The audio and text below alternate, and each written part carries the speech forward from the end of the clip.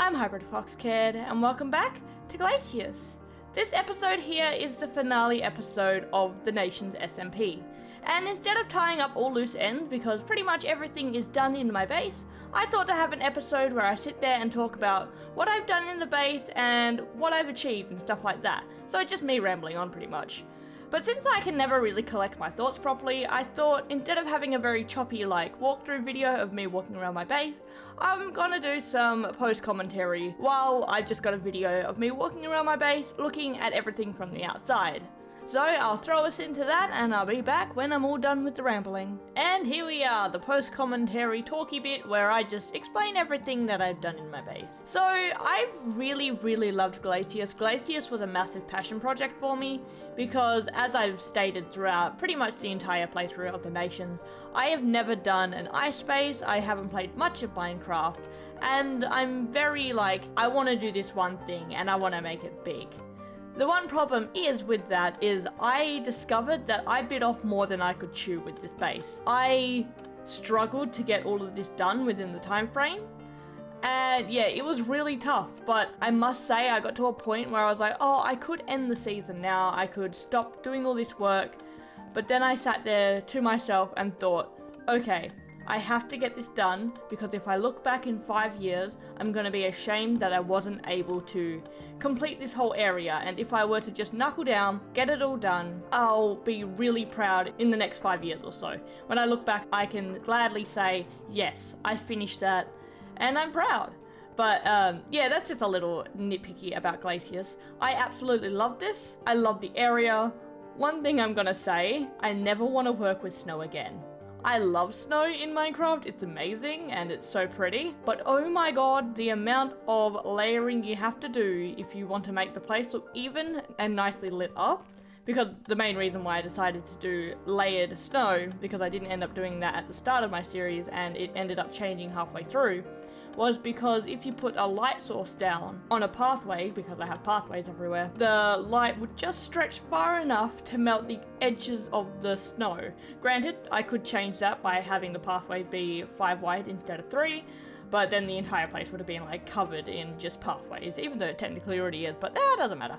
But yeah, so snow layering is the bane of my existence, but I can gladly say it is now over with Glacious finally being done. Another thing I wanted to touch on was my actual building style. As I said as well, that this is kind of my comfort zone building style. I'm okay with medieval style and fantasy, cottage style kind of, but my one problem with it is that my houses were so on a regimen of how they're supposed to be built that every house kind of felt samey after a while. So that's one thing that is definitely changing, is next season I do have a plan for what I'm doing for it, but I'm got a base and I'm just going to work on that base. Everything else is going to be different, hopefully.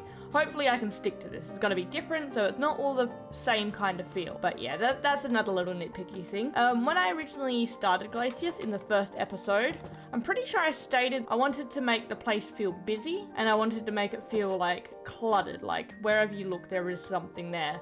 I feel like I did that pretty well in the market square, in the farmers district, and the fisherman's market, but I feel that in the farming district, which is different from the farmers district, in the farming district, it didn't start out as that. It started out very sparse and very spread apart, but then it eventually all came together nicely knit. For example, the cake factory. The cake factory really nicely knit that entire area together. Really like that. And as well as my animal build.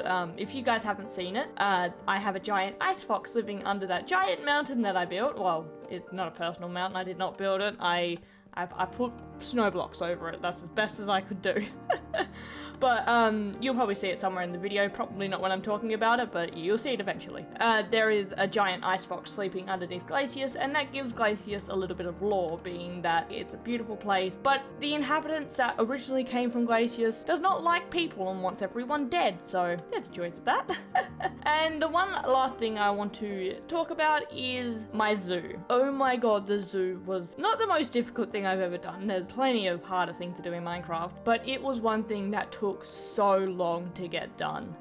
The zoo was a massive project, and I feel bad for doing it in this season because it wasn't my only priority. With the season, I had 2 big projects teetering between each other. I had one that I had to prioritize, and then I had to prioritize the other, so I just ended up giving myself so much stuff to do.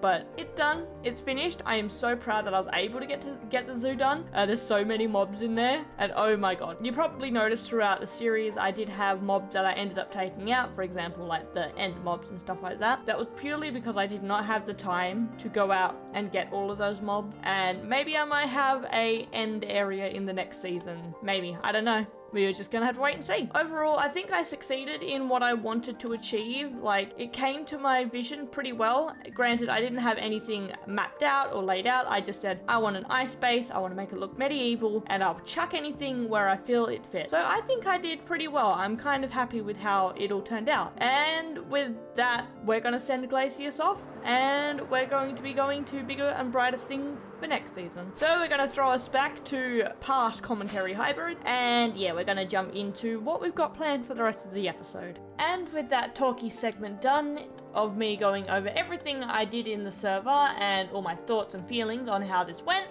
let's throw us into something that I'm more familiar with and more comfortable with, another time lapse. Yes, you thought this was the last episode without a time lapse? No, you thought wrong. I will always add a time lapse in every episode. But yes, this is going to be the final part of this area. As you see, it's the only part that I haven't layered the snow. Yes, so this is going to be what I use to lead this server on. It is a device, you've seen it in the base before, and it's probably not going to be hard to guess what it actually is. So, let's throw you into a time lapse, and I'll be back when it's built.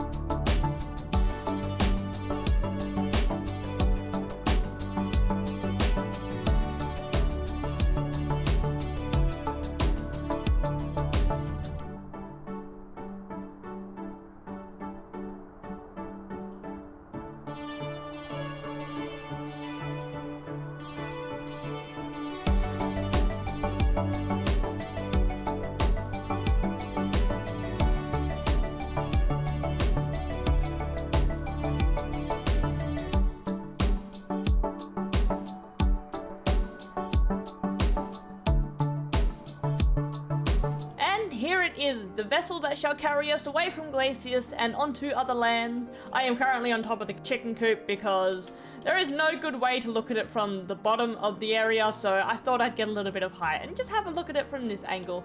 Must say, it looks rather nice. I wanted to make it a little bit bigger than all the other balloons in the area because it's carrying, I don't know, a person? More luxury, bigger space, bigger area to walk around, and a little bit of like a fire at the top. In my other balloons I don't have a fire like up the top. Kinda like it. Think it looked kinda cute. But we aren't leaving just yet. First we are going back to our house. We're gonna deposit all of our stuff and have a little bit of stat checks to see what stats we achieved throughout this season. So, we are in the house. We have Bishop and never named our cat Azalea. Her name is Azalea, but I totally forgot to name her, and we've got Bishop. So we're going to leave those two behind. And then we've got little Luna behind here that we're going to say goodbye to as well, but we will definitely get her back in the next season, along with a friend. I forgot to get her friend this season, but next season she'll definitely be getting her friend. So Luna's coming back, she's always coming back, and Bishop's probably coming back as well, because I like him. Okay, let's deposit all of my items. So we've got my ender chest, my usual pocket, and then this one here is obviously for my armor. Let's quickly chuck that on as well. My 8th netherite set, because I kept losing everything and dying all the time. So there's my full netherite set with my elytra on, mostly healed. I can't make any promises, I fly around too much. So that is my entire set here, everything done. And let's do a little bit of stat checking. So what have we got? Okay, I'm not really sure what's an interesting stat to look at.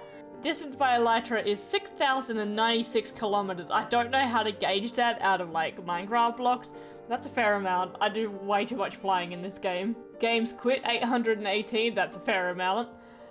Interactions with Anvil, not as much as I thought, honestly. I thought there'd be way more. I use the Anvil way too often, especially because I was naming all those animals. Mobs killed, 19,952, that's a fair amount. Music displayed, 7. Players killed, 4. That's probably all Obsidian. I killed Obsidian so many times. 6 raids. I won 4 raids. These are interesting. Talk to villagers 5,054 times. That's a fair amount, yeah. Time played, that's the most interesting one, is 27 days. Oof, that's a fair amount of time. I don't know what the actual time of that is. I'll pop it on the screen now if I remember to do the calculations while editing. Since last death, 9 hours. Yeah, I die a lot. Oh, that's another question. Traded with villagers, 23,000. Oh my god, I get a lot of my experience from villagers, so that probably explains it. How many deaths? Number of deaths, only 78.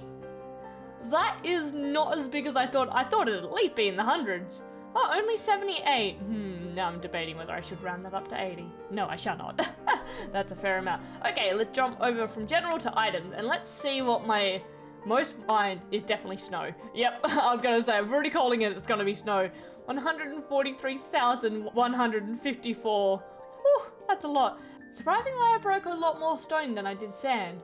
That's very interesting. What about placed? Can you place? Ooh. Oh, look how much bone meal I made. Bone meal, spruce, and rockets. Yeah, that, and snow. Yeah, that's definitely not surprising for me. Times use. Whew, that's a lot of time for pickaxe. Picked up. Snowballs. Yeah. I would sit there for hours and just like mine snowballs so I could make snow blocks. And then dropped. Yeah, netherrack. I have too much netherrack in my pockets. Okay, so let's look at normal mobs. None of these are really interesting. The main one is cave spiders. 2,352. Obsidian had a cave spider spawner right at the start of the season, and we use that to get most of our levels at the start. I got killed by creepers 11 times. I cannot hear those things, so they sneak up on me all the time. I killed 44 piglin brutes. Wow, I didn't realize I killed that many. A lot of piglins, but I didn't think I'd kill that many piglin brutes. Oh god, I'm a little bit brutal. Oh god, 16 rabbits. 16 ravagers killed 4 times by a ravager. Yeah, that was mainly Rex. Rex did all of that stuff. What's the most annoying one? The wither skeletons. Where are they? So we can just show how bad my luck is. Where is it? Trade a llama 15 times. I killed 45 Vexes. Where is the wither skeleton? There we go. 270 wither skeletons, and I've only ever acquired 5 beacons. And what makes it even worse, this stat was at like 253 when I only had 3 beacons. So I had really bad luck for the first 3 beacons I ever acquired. Then I dragged Obsidian with me so he can deal with all the suffering as well. And then I just discovered that he is the lucky charm for wither skeleton hunting, so he's coming with me every time. And everything else is pretty usual. Player killed you 13 times. Yeah, that's all Obsidian. He killed me a lot. And yeah, that's pretty much all the statistics I wanted to go through, and that's all we had. So I think now I might take 1 carrot for the road. And with that, I think it's now time to head to the balloon and say our final farewells to Glacious. Let's dawdle over there and finally say goodbye. Oh my god. And I just want to say before I actually get to the balloon and send off this season, I love this place. This place I've wanted to do, as I said in my talky bit, I wanted to do it like a snow base for so long. And I don't know, it just really lived up to everything I expected, and yeah, I just really love this place. And I'm not gonna lie, I'm gonna be so sad never being able to come back here again, and working on anything, and I'm kind of proud what I achieved, so I'm gonna be sad, but it's gonna be a good farewell, I must say. And our final destination is the hot air balloon that will take us far away from Glacious and somewhere new. I'm very excited to see where that will be, but right now I gotta say goodbye to the place that I called home for the past year. I gotta say, as I've said before, and as I've said that before like the past 100 times, I love this area and it really holds a special place in my heart. So yeah, so this is the final farewell to Glacious. We will be back. I don't know when, but most likely when the 1.18 update comes out, I'll be gone adventuring across land, and looking for a new place to settle. So with that, I shall be leaving, and goodbye, Glacious. It's been a ride.